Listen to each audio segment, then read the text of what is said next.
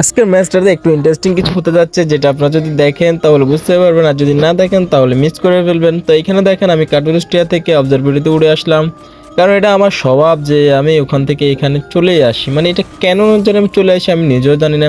তো এখানে একটা প্লেয়ারকে যখন আমি মারলাম, তার টিমমেট বুঝে গেছে যে আমি উপরে আছি, সেজন্য দেখেন তার টিমমেটের মাথার দেখেন ব্রেন, সে দৌড়াচ্ছে দৌড়াচ্ছে, একটু তো পিছে দেখবে যে তোমাকে কেউ ফলো করছে কিনা।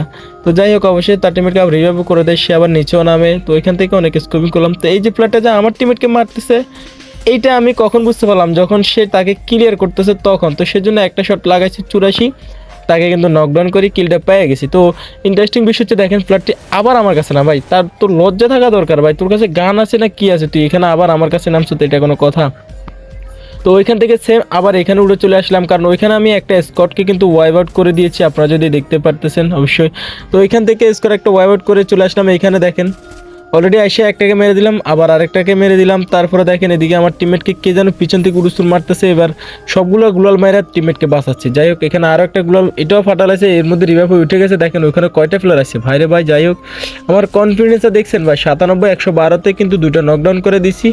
তো দুটো বুলেটে মানে একটা প্লেয়ার নকডাউন করে দিছে, তাই সেখানে আরেকটা প্লেয়ার আছে, সে রিভাইভদের আগে কিন্তু তাকে আমি ক্লিয়ার করে দিই, কারণ আমার আগে কিল দরকার ভাই। আপনারা শুধু খেয়াল করতে থাকেন যে আমার টিমমেটগুলোর মাত্র একটা কিল, একজনের একটা কিল আর সবার 0-0, আর এর মধ্যে আমার 10টা কিল হয়ে যায় ভাই।